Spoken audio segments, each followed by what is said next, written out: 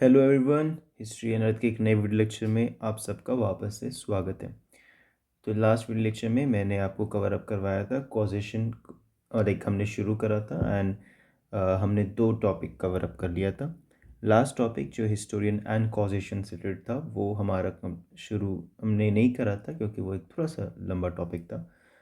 सो आज हम उसे शुरू करेंगे, राइट। एंड इस वीडियो लेक्चर को शुरू करने से पहले एक इम्पॉर्टेंट इन्फॉर्मेशन या इम्पॉर्टेंट रिक्वेस्ट ये है आपसे कि प्रीवियस वीडियो लेक्चर को प्लीज़ वॉच कर लीजिएगा। उससे मैं आपको आई बटन पे शेयर अप कर दूंगा, बाकी आप उसे मेरे चैनल पे भी जाकर आराम से देख सकते हो। एंड इसे देखने के बाद इस वीडियो पे जाइएगा बिकॉज ये सेकेंड पार्ट है, सो दैट आपको ज़्यादा बेटर क्लैरिटी मिलेगी। ओके ना, अब हम शुरू करते हैं हिस्टोरियन एंड कॉजेशन को लेके। जब हम हिस्टोरियन कॉजेशन की बात करते हैं तो पहले ये समझना ज़रूरी है कि जब हिस्टोरियंस की बात करते हैं उन्होंने कई सारे एक्सप्लेनेशंस दे रखे हैं विद रिस्पेक्ट टू प्रिडिक्शन। ठीक है, क्यों? बिकॉज एक कंप्लीट एक्सप्लेनेशन की जब हम बात करते हैं वो आप कभी ढूंढ नहीं पाइएगा जो करेक्ट प्रिडिक्शन दे सके। Like what I mean is कोई भी कंप्लीट के 100% ऑथेंटिक स्टेटमेंट या फिर एक्सप्लेनेशन आपको कभी नहीं मिल सकता है जो किसी प्रिडिक्शन को डिफाइन कर सके। अब प्रिडिक्शन को मैं बहुत लेम टर्म से बोलूँ कि अब ये प्रेडिक्ट करते हुए फ्यूचर में क्या होने वाला है, आप उसे अपनी एक्सपीरियंस, अपने हिस्टोरिकल अंडरस्टैंडिंग, नॉलेज, इन चीज़ों से एक्सेट्रा इन चीज़ों से ही आप प्रिडिक्ट कर सकते हो, राइट, आपके एजम्पशन के अकॉर्डिंग। बट क्या आप उससे 100% श्योरिटी से बोल सकते हो कि ये होगा? Undoubtedly answer is no, right. So ये जो चीज़ें हैं ना, ये दोनों डिफरेंट है। दस इनको different different evidences and different different justifications की रिक्वायरमेंट होती है, राइट। एक्सप्लेनेशंस एंड प्रेडिक्शंस की पर्सपेक्टिव से हम बात करते हैं। Prediction regularity and I would say एक रेकरेंस ऑफ सीक्वेंस की बात करता है। इसका मतलब क्या है कि आप किसी चीज़ को प्रेडिक्ट कब कर सकते हो? जब वो इवेंट कभी हुआ हो, या फिर लाइक प्रेडिक्शन बेसिकली आपके प्रीवियस अंडरस्टैंडिंग के बेसिस पे होता है। लाइक आपने ये बोला कि शायद आज मौसम ख़राब है क्योंकि काले बादल, जिसे जिन्हें हम क्यूमुलोनिम्बस क्लाउड्स कहते हैं, क्यूमुलोनिम्बस क्लाउड्स आ रखे हैं आसमान में, स्ट्रेटोस्फेयर में या ट्रोपोस्फेयर में, राइट।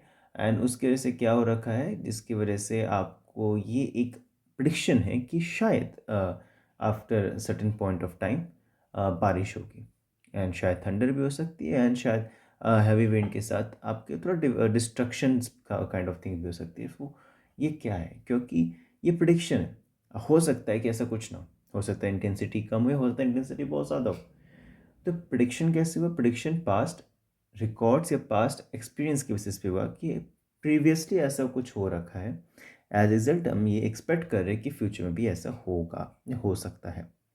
एजम्पशन आपको कभी भी कंप्लीट या कॉजल एक्सप्लेनेशन नहीं देता है। कि कभी भी एजम्पशन देते हो ना तो उसका एक कॉज को define, like different different causes होते हैं, राइट। तो आपका एक एजम्पशन कभी भी एक कॉज को पूरी तरह से एक्सप्लेन नहीं कर सकता है। आप प्री सपोजिशंस को लेके चलते हो, पहले से आपके एक अनुमान को लेके चलते हो, जो आपको अलाउ करता है कि प्रिडिक्शंस आप कर सकते हो। खासकर जब वो सोशल रियलिटी के पर्सपेक्टिव से बात करते हो कि कोई इवेंट होगा और उसके बाद कुछ इवेंट, जो मतलब कोई इवेंट होगा, कोई कॉजेज होंगे जिसके बाद एक इवेंट एज एन आउटकम होगा, तो ये भी प्रिडिक्शन। तो ये चीज़ है। एम्पिरिसिस थ्योरी की बात करें तो एम्पिरिसिस थ्योरी बेसिकली आपका हो जाता है जहाँ पे आप scientific understanding, explanations and in चीज़ों के हिसाब से, कॉन्क्रीट थिंग्स के हिसाब से या बेसिक चीज़ों को लिंक करने की कोशिश करते हो, that to based on your prediction, right. Successful prediction आपका वो होता है जो कि कहीं ना कहीं आपकी एक्यूरेसी को बता सके।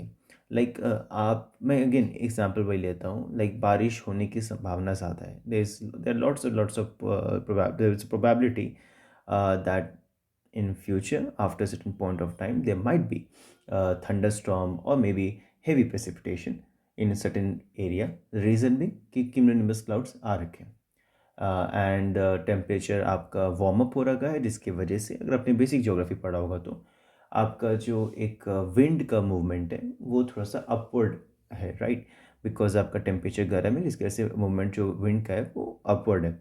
एज रिजल्ट टू क्या हो रहा है कि एक्सपेंशन हो रहा है क्लाउड्स का, एंड रिजल्टेंट फैक्टर क्या होगा, प्रेसिपिटेशन होगा। तो ये आपका तब जाके प्रिडिक्शन सही होगा जब उसका एक्चुअल आउटकम में भी इंटेंसिटी वेरी कर सकती है, बट आपने बोला प्रेसिपिटेशन होगा, प्रेसिपिटेशन हुआ, एंड मल्टीपल टाइम्स जब आपने प्रिडिक्शन किया एंड मल्टीपल टाइम्स उसका outcome out of 10, let's say 4 5 6 7 8 9, जितनी बार वो रिपीट किया उतनी ज़्यादा उसकी एक्यूरेसी बढ़ती जाएगी, राइट, एंड तब जाके आपका प्रिडिक्शन वो ज़्यादा सक्सेसफुल प्रिडिक्शन वहाँ जाएगा। ठीक है। सबसे बड़ी बात क्या है कि ये सारी चीज़ें जो होती है ना, चाहे हम बात करते हैं आपके असम्पशन प्रिडिक्शन, ये दोनों कहीं ना कहीं एक ही लाइक कॉइन के दो साइड्स को रिप्रेजेंट करते हैं। कॉजल इंक्वायरी की बात करें एंड एक्सप्लेनेशन की बात करें, वो अलग होते हैं प्रिडिक्शन से, इस चीज़ को बिल्कुल याद रखना। ठीक है। फॉर एग्जांपल अगर वही काले बादल है, हमें मदद करते ये एक्सपेक्ट करने में, ये प्रेडिक्ट करने में कि रेनफॉल हो सकता है, इसका मतलब ये नहीं है कि वो बिल्कुल ये बता देगा आपको कि ये कारण था जिसकी वजह से बारिश हो रही है या हो गई। आपको क्लाउड्स एक आई वुड से साइन दे रहे हैं, एक सिग्नल, एक काइंड ऑफ एक वार्निंग काइंड ऑफ शो कर रहे हैं कि बारिश हो सकती है, बट वो बारिश क्यों हो रही है, क्या कारण है, इसका से इंटेंसिटी इज हाई है या इंटेंसिटी लो है, उसको एक्सप्लेन नहीं कर सकता, right, because of predictions. Historians dealing करने की कोशिश करते हैं एक्सप्लेनेशंस को, प्रिडिक्शन फ्रॉम प्रिडिक्शन, जो कहीं ना कहीं चैलेंज करता है general law model of explanation को, और इस चीज़ को इस्तेमाल किया जाता है पॉजिटिविस्ट्स के द्वारा। वो रिडिफाइन करने की कोशिश करते हैं कॉन्सेप्ट ऑफ कॉजेशन को। ठीक है। हिस्टोरियंस कंसीव करते हैं जो कारण होता है, जो कॉज होता है, वो एक नेसेसरी, एक सफिशिएंट कंडीशन होता है, जो मैंने कल ही बताया था या प्रीवियस लेक्चर में बताया था आपको, अंडर सर्कमस्टेंसेस। फर्दर उसको अब जब री किया जाता है ये रियलाइजेशन करते हुए कि ज़्यादातर जो हिस्टोरिकल इवेंट्स होते हैं वो ओवर डिटरमाइंड होते हैं। इसका मतलब क्या हुआ?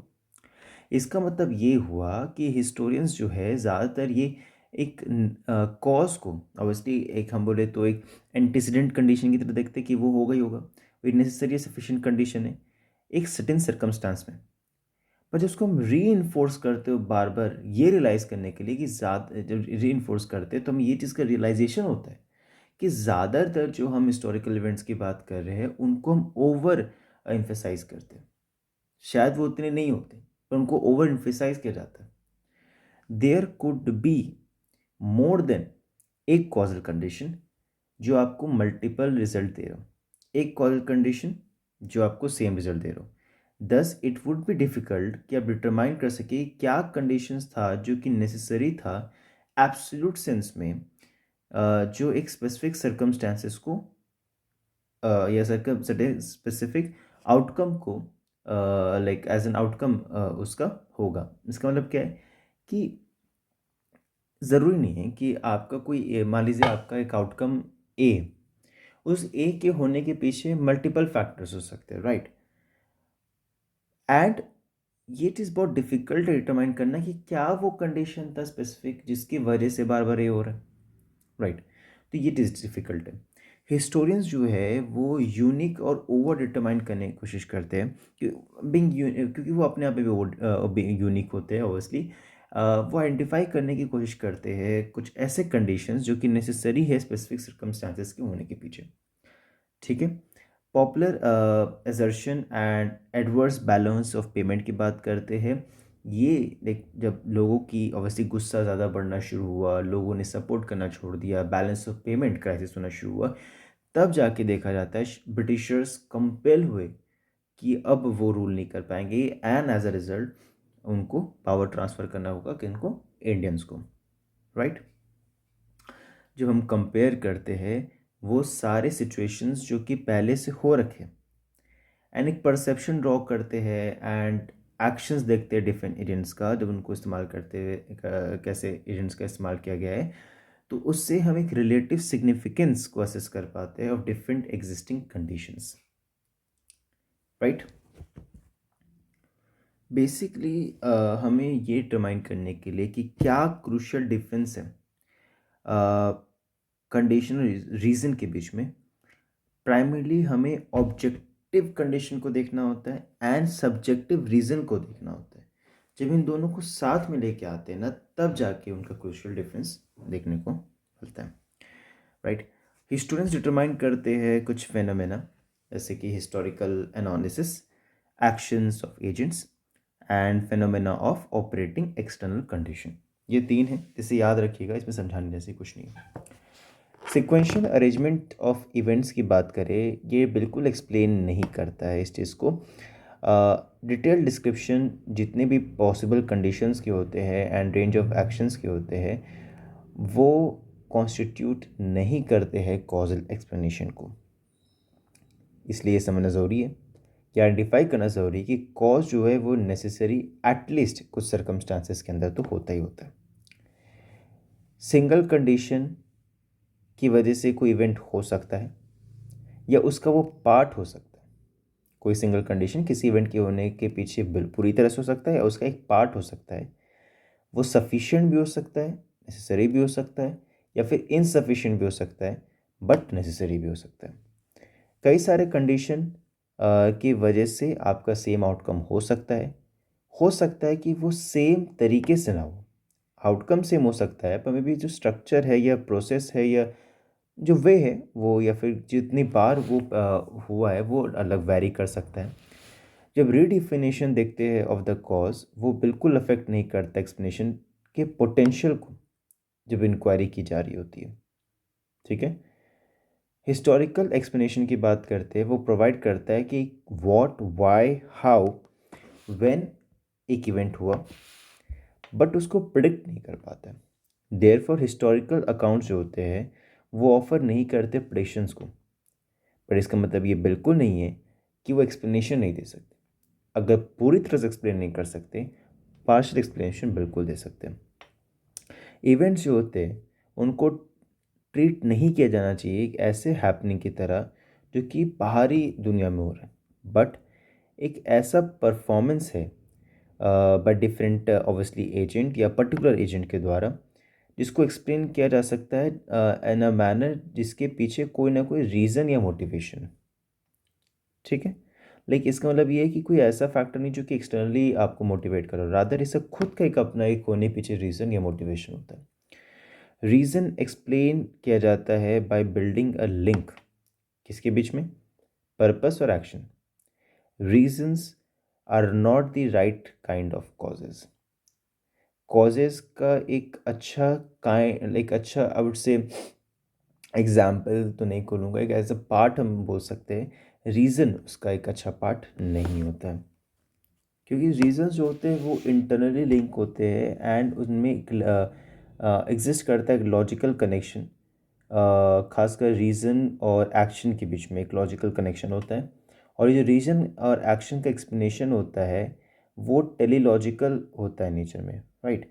और वो डिज़ायर एंड उनका एक एंड स्टेट क्या होता है अचीव करने का, कि एक्शंस जो है बेसिकली बेसिकली कि क्या वो कंडीशंस हो सकते हैं जिसकी वजह से एक इफ़ेक्ट हो सकता है जो इवेंचुअली आपकी एक क्रूशियल डिफरेंस को ईजाद करने में या उसको डेवलप करने में हेल्पफुल हो सकता है, राइट।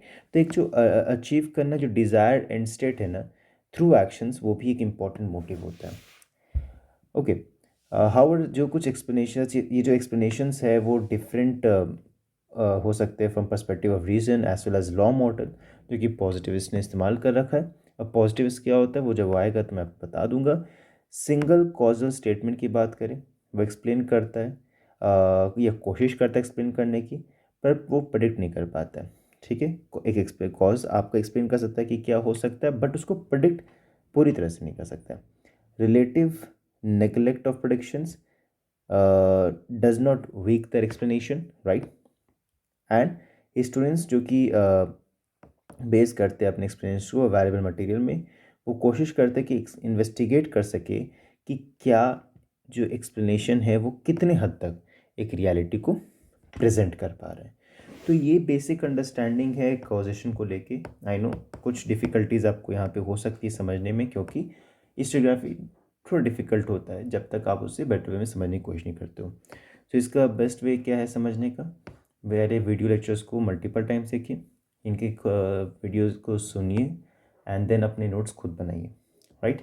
एंड उसके बाद मल्टीपल स्टडी मटेरियल होते हैं आपके पास अवेलेबल है। मैं एक बुक लिंक आपको नीचे डिस्क्रिप्शन में मेंशन कर दूंगा। वो ई श्रीधरन की बुक है, उससे आप पढ़ सकते हो। और दो थोड़ी मोटी बुक है एंड वो एमए स्टूडेंट्स के लिए बेटर होती है, बट इन केस अगर आपको पढ़ने में इंटरेस्ट है डेफिनेटली आप उससे आप गो थ्रू कर सकते हो, राइट? सो आज के लिए हमारा वीडियो लेक्चर एंड अप होता है। नेक्स्ट टॉपिक होगा वो एनाल स्कूल या फिर ऑब्जेक्टिविटी एंड इंटरप्रिटेशन के ऊपर होगा, राइट? सो आपके जो भी डाउट्स है, do share your doubts in the comment section. Again please like करा करिए, शेयर करा करिए, कमेंट करा करिए एंड सब्सक्राइब कर लीजिएगा। और किसी भी तरह का डाउट हो तो आप मुझे कमेंट सेक्शन में या फिर इंस्टाग्राम हैंडल पे आप अपनी क्वेरीज को डेफिनेटली शेयर कर सकते हो। मुझे जैसे समय मिलेगा I will definitely answer all of your queries. Thank you. जय हिंद।